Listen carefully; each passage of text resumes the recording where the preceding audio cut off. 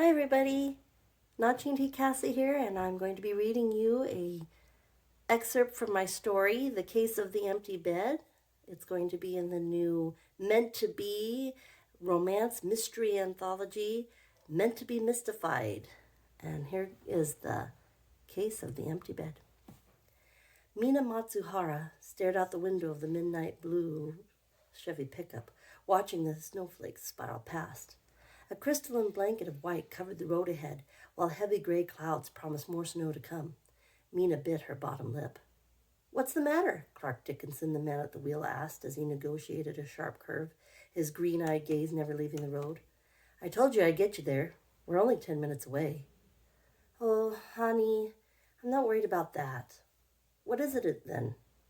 "You only chew on your lip when you're nervous. You've done it ever since we met." "I don't remember doing that." "Do you remember the dress you were wearing that day? The red one with the tear in the sleeve? Or the gold bracelet on your left wrist? What about the bit of broccoli between your two front teeth?"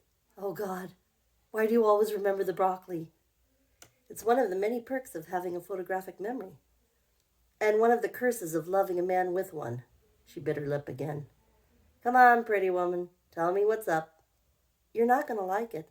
"Tell me anyway." "I'm worried about you. What if they close the roads before you get back down the mountain? You'll have to stay in Springville, the little town we passed on the way up." "I don't mind staying in a motel." "But I don't want you to stay there." "You want me to stay in my truck?" "No." "You want me to build an igloo?" She giggled. "No, of course not." "Where do you want me to stay then? With you?" Mina didn't answer. She averted her eyes as Clark turned toward her. "Do you want me to stay with you?" Her cheeks burned. "Yes." She gazed out the window. "I thought you said the lodge was full. I'll have to stay in your room." Mina's cheeks grew hotter. She wished she could open the window a crack. "I guess so," she said. "You don't have to do that," he said. "I'll make it back down the mountain." She faced him, meeting his gaze before he turned back to the road. "No, I want you to stay." "You sure?" "Yes." "All right, then I'll stay, but I'll sleep on the floor." The heat climbed over Mina's cheeks and up to her forehead. She could almost feel it crawling over her scalp. "No, you don't have to do that." Clark glanced at her, then back at the road. "Didn't we just talk about this? You said you weren't ready." "I changed my mind." "Just now?" "No, this morning when you came to pick me up." "Why didn't you tell me then? I didn't even pack a toothbrush, let alone pajamas." They rounded a corner, and the Snowdrift Lodge came into view. The two-story log cabin with its green roof reminded Mina of the Lincoln logs she played with as a child. It seemed quite festive, dusted with snow. Clark pulled to a stop before the lodge doors. "You sure you want to do this?" he asked. "I'm sure." "Will they let me into the convention? This is the International Mystery Writers Conference, and I'm not a mystery writer. Don't you have to have a ticket?" "I bought you one this morning, online. There were several cancellations due to the snow." Clark raised both eyebrows. "You asked if I was sure," Mina said. "I'm sure."